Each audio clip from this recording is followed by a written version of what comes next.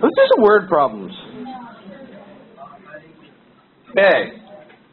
We have a clock, and the second hand on that clock is 10.2 centimeters long, as shown in figure 4.16, which I did not show you. They want to know what the linear speed of the tip of the second hand is, okay? Which is kind of a weird concept, because is the tip of the second hand moving in a linear fashion? No. Okay, but it is moving. Is it moving in a way that I can trace out the path that it's taking? And could I take that path and straighten it into a line and say how long did it take for this point to cover this distance in what amount of time, right? It's kind of like a car. Can I take a racetrack? Let's say I have a racetrack that's a perfect circle. Okay? What distance do you think that racetrack is around? Give me a distance. I don't know how long racetracks are. I don't watch them. 2-mile racetrack. Let's say I have a car that can do that in exactly 1 minute. Okay, a 2-mile racetrack, it can do it in exactly 1 minute. How fast is that car traveling? Pretty fast. 120 miles per hour. Right? That's a linear speed. But the car was not driving in a linear fashion. Does that make sense? Because does the shape of that track really matter? No, it could have been a straight 2-mile racetrack, linear. If you cover it in 1 minute, you're going 120 miles per hour. Just because it's a circle doesn't change your speed. Okay? So that's what we're talking about. If we were to take the path that the tip of the second hand is tracing out, and then measure what that distance is and divide by how much time it took, that's a linear speed. Do we know the speed with which a second hand is moving? We do, but it's not a linear speed. It's what we call an angular speed. So there's two big concepts here. There's the concept of angular velocity,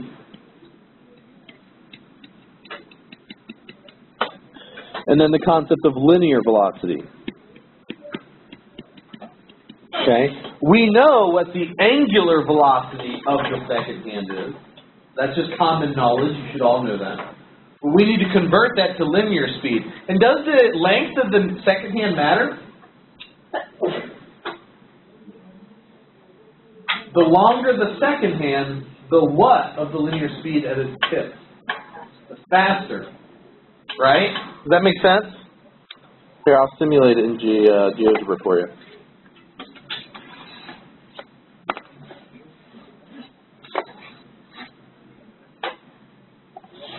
Here, let's make a circle.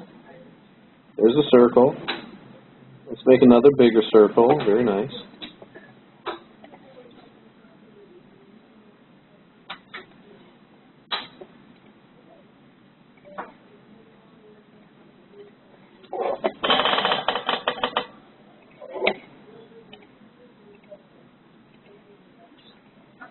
All right, sweet.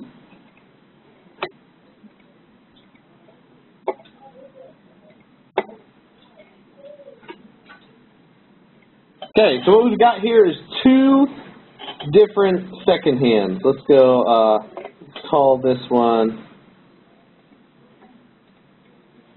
let's make this one blue. So we've got this blue second hand, it's long, right? And then how about this other one? Let's call it,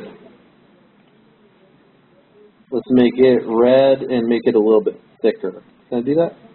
Yeah. Or there we go, line thickness. There we go.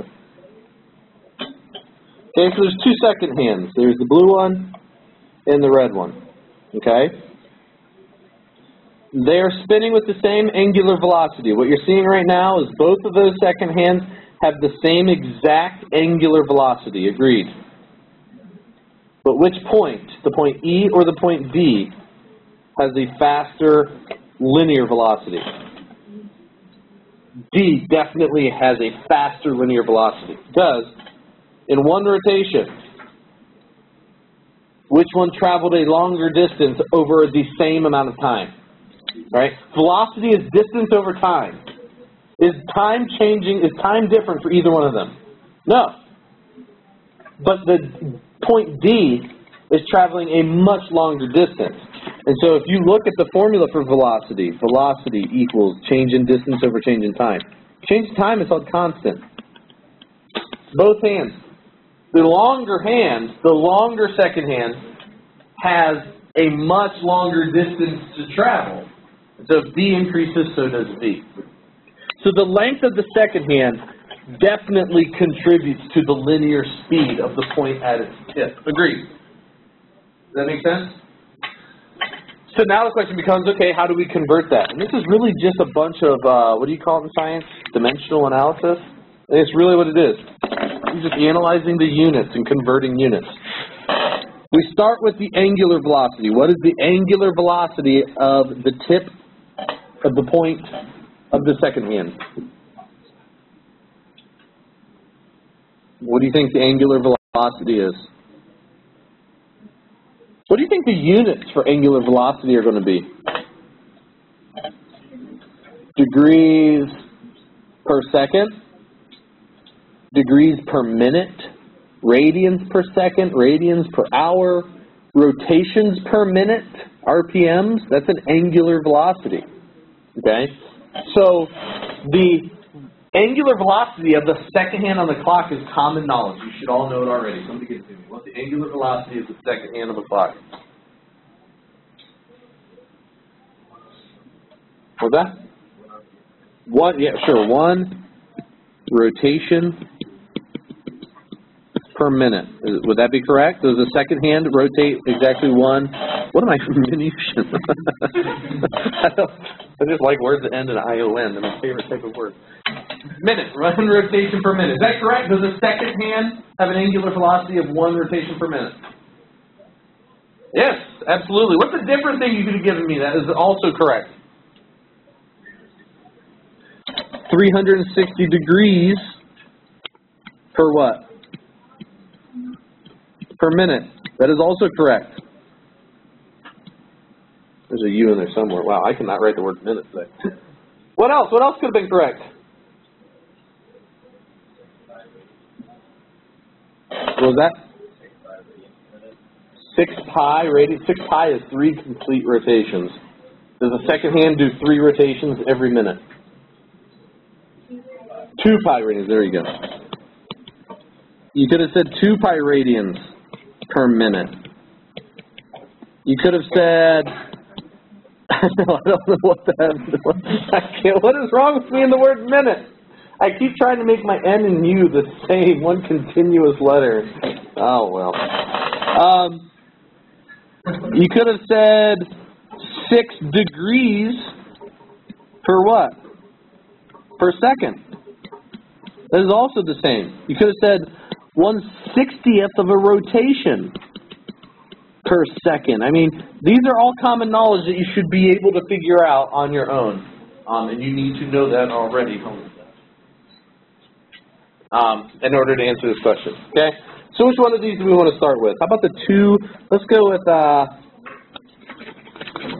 1 rotation per minute. Why not?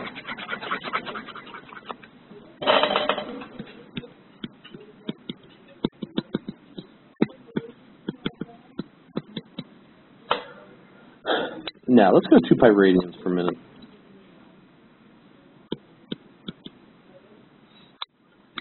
About 360 degrees. Yeah, there we go. I made up my mind. 360 degrees per minute. We'll go with that. Okay. Do they tell us what unit our final answer should be? No. So it could be centimeters per second, meters per minute, kilometers per hour, kilometers per second. That'd be kind of crazy. Centimeters per hour. That'd be wild.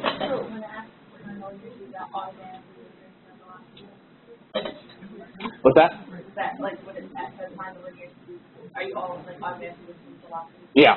Okay. So here's what we're going to do. First of all,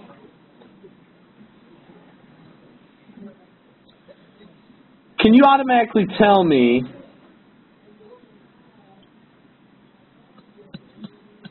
a direct relationship between degrees and centimeters? How far is this point moving every degree? How far is this point moving every 10 degrees. Is there a direct relationship between an angle measured in degrees and a distance traveled around the outside of the circle? Between degrees and distance? No.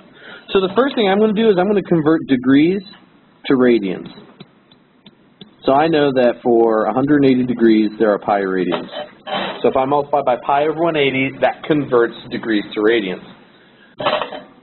So now, is there a direct relationship between radians and distance traveled around the outside? 1 radian corresponds to exactly a distance of what traveled around the outside of the circle? 1 arc of length what? Whatever the radius is, which in this case is 10.2. Does that make sense? We converted radians directly to centimeters. 1 radian is equivalent to 10.2 centimeters. Isn't that interesting? You can't do that with degrees. Okay? But by the definition of a radian angle is exactly 1 radius traveled around the outside edge of the circle. So if we multiply all this out, 360 times pi divided by 180 times 10.2, we get 64.088 centimeters per minute.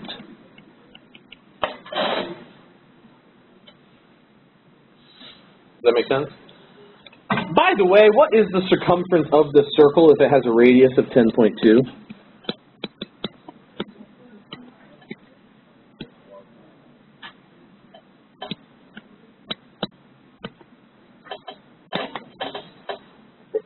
Hey, it's also 64.088. Doesn't it make sense that a second hand would be rotating 1 circumference per minute? So that's 1 circumference per minute. The circumference is 64.088. Yeah, that maybe was an easier way to think about it, but I wanted to show you how we can convert radians directly to centimeters by the conversion factor of 1 radian is equal to 1 radius. Okay? So whenever you want to convert angular velocity to linear velocity, you always create the conversion factor of 1 radian equal to 1 radius. Okay? And that's how you convert it. Here's another one. I've got some car. It's got a 15-inch diameter tire, which that is how tires are rated, right? Is by diameter? Is that correct? I don't know. That's a pretty small tire.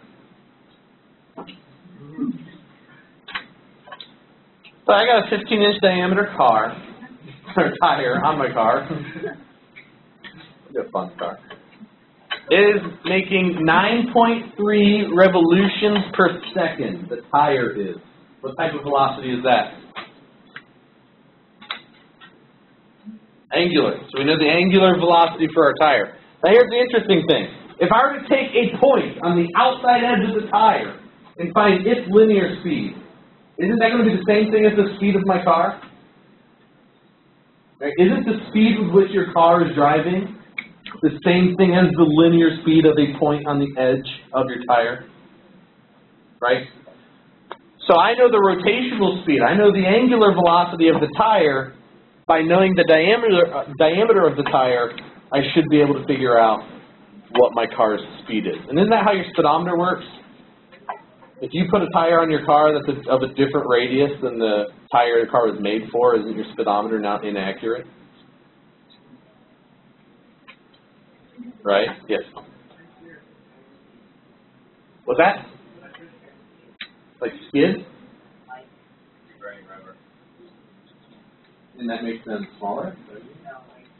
They're not spinning at all. Like they're not moving, but the tires are spinning. Your speedometer will show a velocity.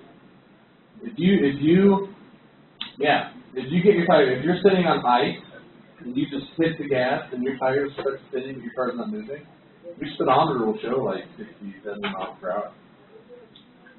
Okay? Right. And so that's why a lot of if you don't have the right air pressure in your tires, your speedometer can be a little bit inaccurate. And so on.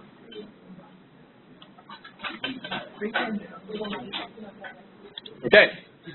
So, what is the angular velocity? What is the angular speed of the tire? They give it to us in revolutions per second. We want it in radians per second.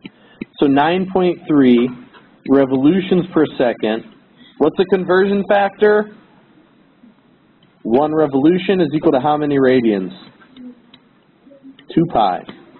So 9.3 times 2 pi, 58.434 radians per second. Okay? So that's just short of, what, 10 total rotations every second? Yeah, that makes sense, 9.3. Okay, great. Now, what is the linear speed of the car? So how do I convert radians per second to a linear speed?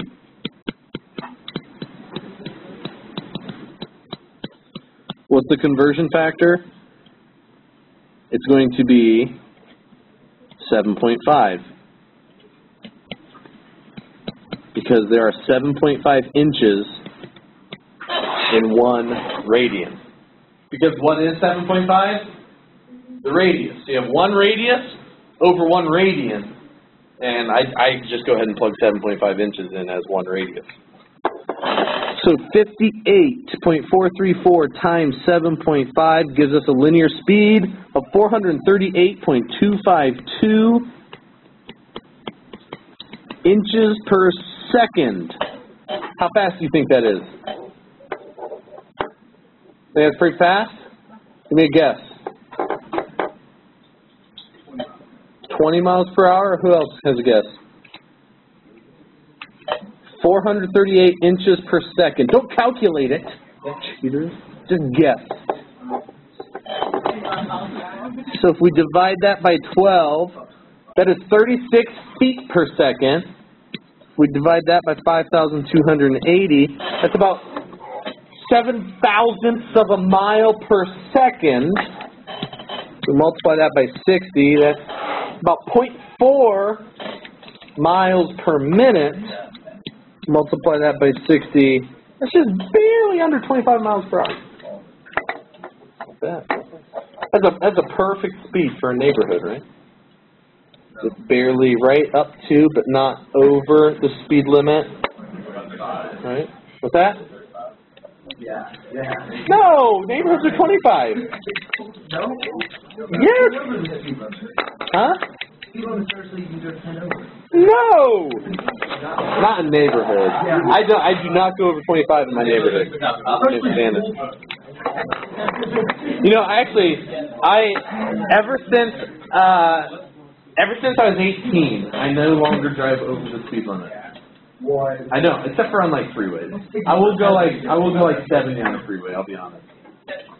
But I love that. Listen to this. Oh, it must take you forever to get places. Do you know the reason I stopped speeding? What? Partially because of the speeding ticket, or 2 or 3 when I was 18. That makes sense. But also because if you actually do the math, unless you are going on like a 5-hour or more trip, speeding is not going to save you more than seconds on your trip.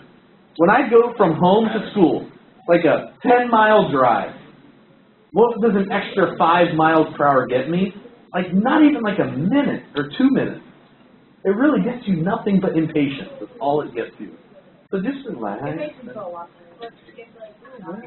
No, because if you actually think, so let's say, okay, let me give you an extreme example. When I drive to my hometown of Minerva, it's a 3-hour drive. 3 hours. Okay? So let's say that's 60 miles per hour. Let's say you take that same trip and you go 65. An extra 5 miles per hour. That means over a 3-hour trip, I'll get there 15 miles ahead of if I went 60. And on average, 50 miles a minute. An extra 5 miles per hour on a 3-hour trip only takes 15 minutes. That's really not a lot. But you go miles. Around, if you're 60 miles per hour is a mile a minute. So if you approximate 65, that's also a mile a minute. So it actually ends up being less than 15 minutes or more. I don't know. somewhere around, it's around 50 minutes. If you're rushing, that's. Okay? But that's a 3-hour trip. How often are you going on 3-hour trips? Rarely. Most of your trips are what, 10 minutes? So what's an extra 5 miles per hour? An extra 5 miles per hour gets you on a 10-minute trip. Nothing. I mean, really, literally, nothing. Because I do that sometimes. What if you go double on a 10-minute trip? What's that save you? It saves you 5 minutes. Yeah. Not worth it. Not worth it. This is how obsessive I am about speed limits. This is proof to you. I use my cruise control always. It's kind of weird. I do. So like, speed limit's 40, I set the cruise control to 40. Because I don't like looking at the speedometer, but I also don't want to see, I just set it. The problem is, does anybody know what the minimum limit on most cars' cruise control is? It's 25. You can't resume until you go over 25. And so, like, you have to, like, when you stop at an intersection, you have to hit the gas. Once you get up to 25, you can hit the resume, and you're back up to your 35 or whatever it is. But the minimum is 25, and the speed limit in neighborhoods is 25. So really, I guess technically in a neighborhood, I probably go like 25.1. A little bit above the speed limit. A little crazy. I wish I'd make the minimum 20. I really do. Well, that's the thing. There's one road in my neighborhood that's pretty long. Like the first road, when I turn off on Roberts Road into my neighborhood initially, it's a pretty long road. And so I use it there. But then all the other roads are so short, you never get up to 25 by the time you're turning again.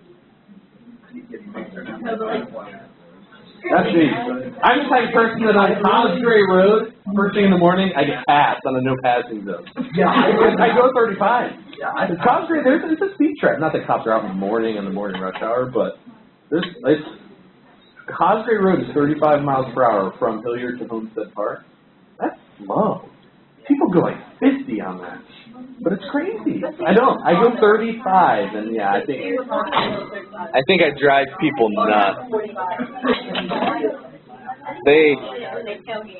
People hate me. The best thing I ever did was just learn to just say, no matter what, even if you're running late, if I'm running late to school, I still hit that cruise control at 35. I can't drive. It's like 4:55 and I'm 55. There's no point. It won't make a difference. Do you know how many times I get passed by someone and they go zooming ahead of me and the next intersection I'm right behind them? It doesn't get you anything. It really doesn't. And no, it totally doesn't. Often let's say I have to be home at 2 okay? And I leave at 55, I'm running late. I leave 11:55, 5. And I can make it there 5 minutes. And I feel like I'm on the meeting in 5 minutes. And you'll get there. Here's the thing. Not because you're speeding, though. You could have gotten speed limit and still hit those lights. No, I timing right. I get the timing on lights down pat. I can go all the way up to cemetery, hitting every green. Yeah. I can do that. Like, I know. Civil engineers purposely time those lights so that you can get through them in one stretch. Yeah, I do it all the time. But if you get into one late and whatever, then you're not going to get through all of them. But they're designed to be that way without speeding. You don't have to speed to get through green light. No! Stop it. All right. No, because you speed, like, still and then you'll stop at one and the first one. Yeah. All right, let's talk about SOHCAHTOA. Whoa, this is fun. SOHCAHTOA, okay. First of all, let's draw a right triangle. Okay. Let's label this angle right here theta. Theta is a Greek letter, and it is often used to represent angles in math problems. Right? Okay. There's the Greek letter theta. And let's call this side here O, because that side of the triangle is the side opposite the angle theta. Agreed? We're going to call this side here A, because that side is adjacent to the angle theta. This side is also adjacent, but it gets a special name, hypotenuse, because it is the side opposite 90, and therefore is the longest side. So everybody remembers that, right? So what does SOHCAHTOA tell us? Well, we've got these three trig functions. There's your trig function sine, cosine, and tangent. These are functions, okay? And kind of like logarithms, we abbreviate them with 3 letters. So you have sine, cosine, tangent, S-I-N-C-O-S-T-A-N. What do they take as inputs? Because they are functions. They take angles as inputs. So in this case, we'll give them this angle theta. Oops, not equal, sorry. And you can either do with or without parentheses. It doesn't matter. So you have cosine theta, sine theta, tangent theta. If I plug this particular angle theta into the sine function,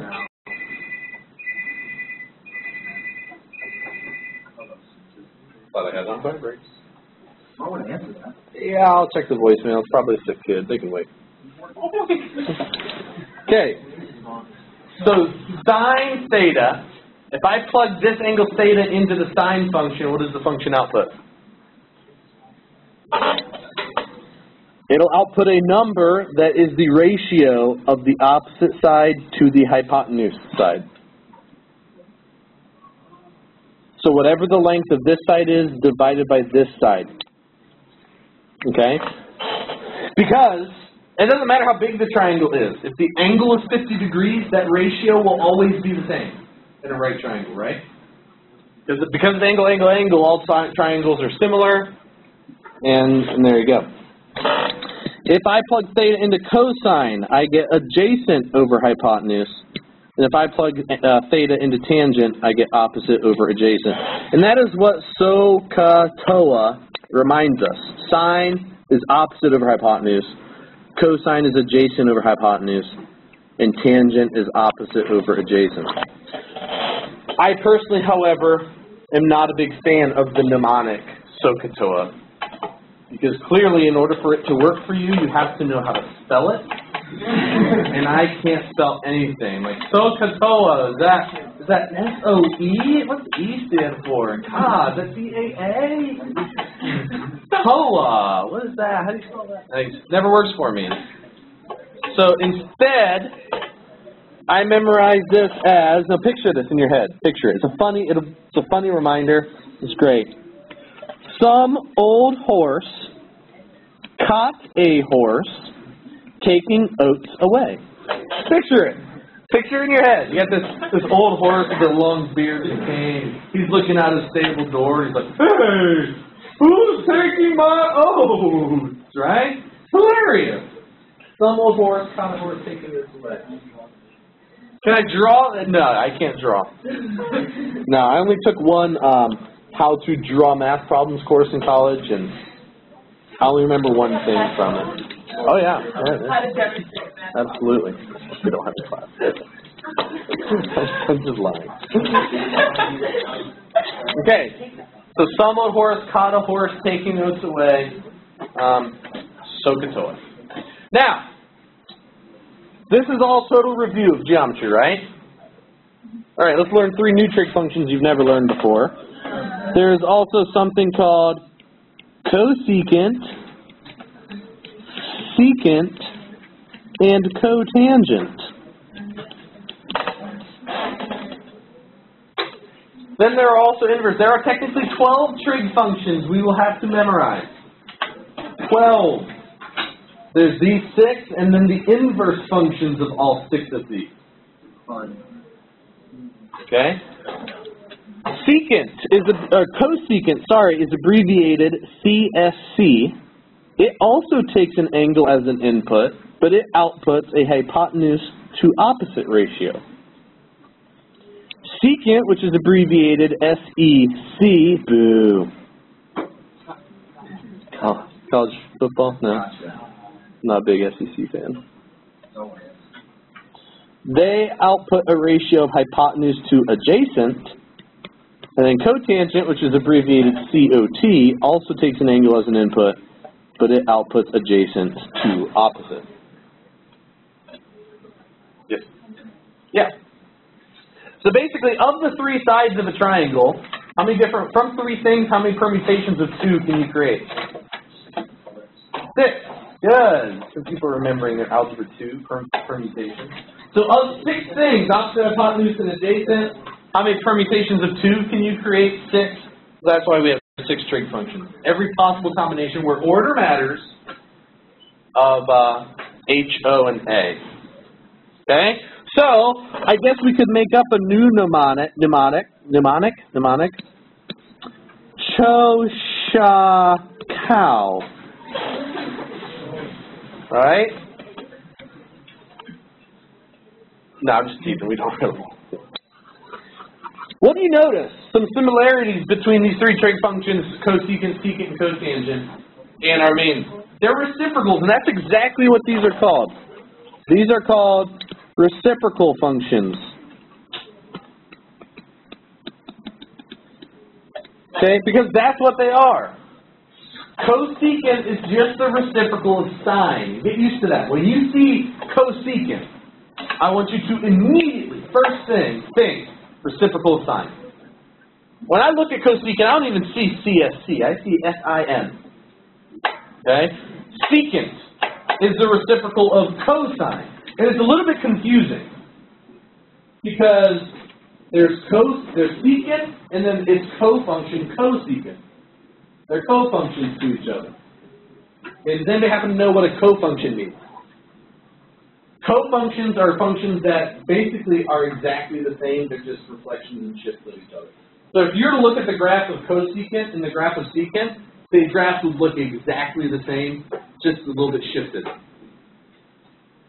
Sine and cosine are cofunctions. So guess what? If you were to graph sine and cosine, guess what you would see?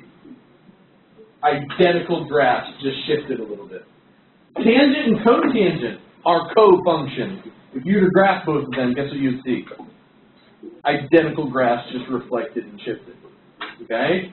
So basically, there's only 3 functions: sine, cosine, or sine, secant, and tangent.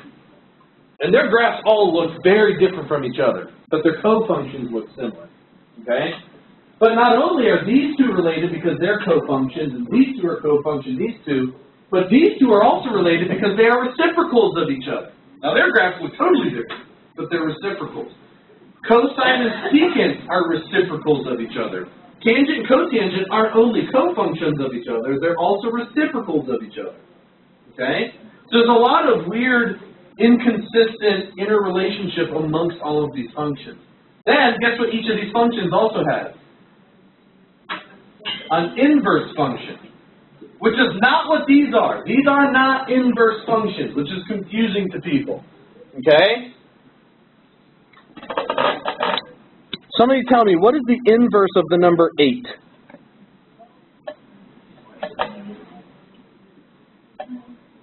The correct answer is, you have not provided me enough information. A number does not have an inverse. That makes no sense. What type of inverse?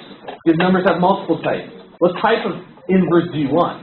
There's something called an additive inverse. What is the additive inverse for the number 8? -8. Right? That's what the negative sign represents. It represents a -1. That's an additive inverse.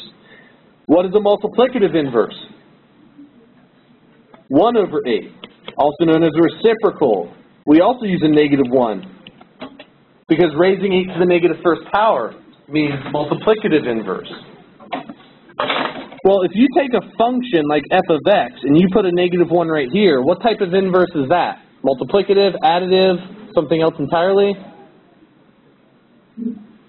If you put a -1 over the name, but not over the actual variable part, that is not reciprocal, that is not opposite, that's a new type of inverse entirely that we call a function inverse. Okay?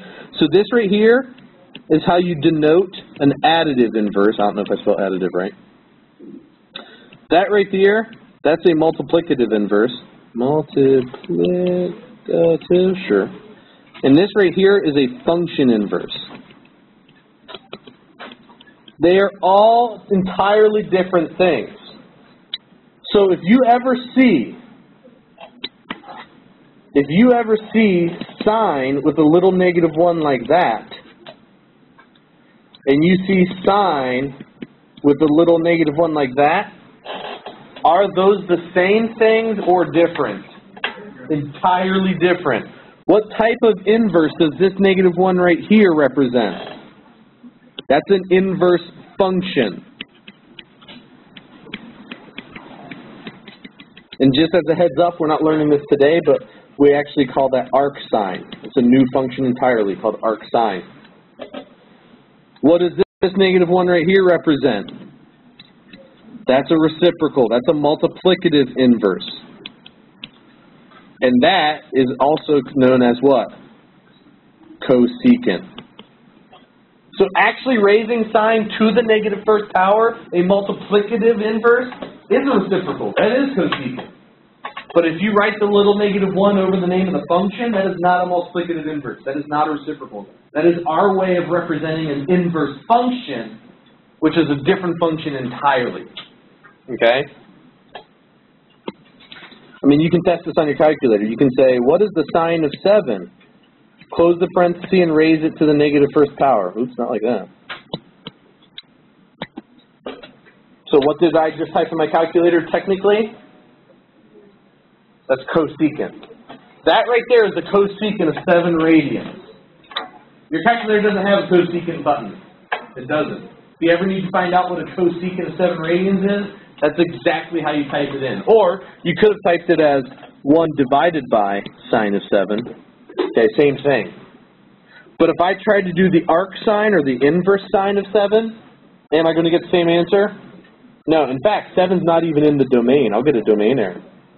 Totally different functions. Okay? I'm emphasizing it so heavily because I guarantee at some point a majority of you will make the mistake of confusing inverse sine with cosecant. It happens. So I just want to try and get us aware of it now to try and prevent that. Okay? So there's your 6 trig functions. Agreed? Okay? Sine, cosine, tangent, cosecant, secant, and cotangent. All right, let's create a famous triangle. Oh, let's call this side 3, this side 4, this side 5. First of all, is this a right triangle? How can you prove to me this is in fact a right triangle? Pythagorean theorem. If this is a right triangle, the Pythagorean theorem should work. Does 3 squared plus 4 squared equal 5 squared? Yes, it does. So therefore, that is a right triangle. This must be your right angle because it's opposite the longest side. Let's go ahead and call this angle right here theta.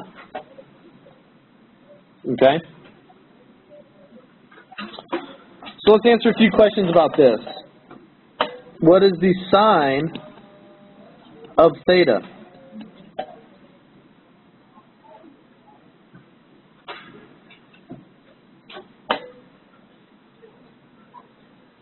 Four-fifths.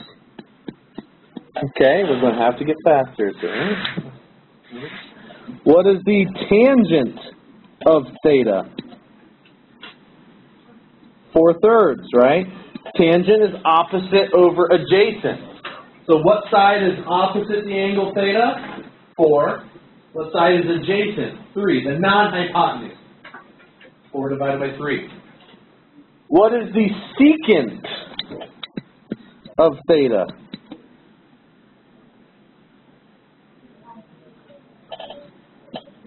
Five-thirds. Secant is a reciprocal of what? Cosine. So you take your adjacent over hypotenuse, 3 over 5, and flip it. The answer is 5/3. Okay, again, when you see cosine, to me, if you take secant and write it backwards, C-E-S, it looks like cosine, kind of. I remember. Take SEC, write it backwards, C-E-S. Oh, cosine. An E is round like an O, no? You're laughing at me. I was serious when I mentioned sine. Just for funsies, No. what would the measure of that third angle be? Now, you can't give me a number answer. We have no idea. But do I have to call it like a new letter, like alpha, or can you actually give me something that's better? Yeah. Isn't it going to be 90 minus theta? Yeah. Right? So I guess my question now is, what is the cosine of 90 minus alpha? Theta. What did I say? Alpha? Oh, golly. What is the cosine of 90 minus theta?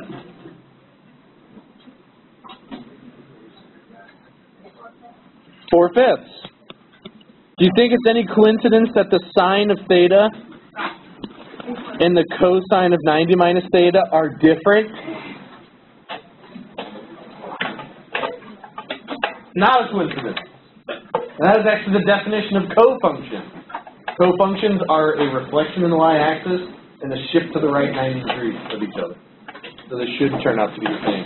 And the reason is because you can find equivalent relationships between them, because whatever side is opposite theta is going to be the adjacent to the other angle, right? Totally not finished with this lesson, but I'll go ahead and give you the homework, because if you want to work ahead a little bit, you can. But we'll finish this lesson tomorrow. So homework's not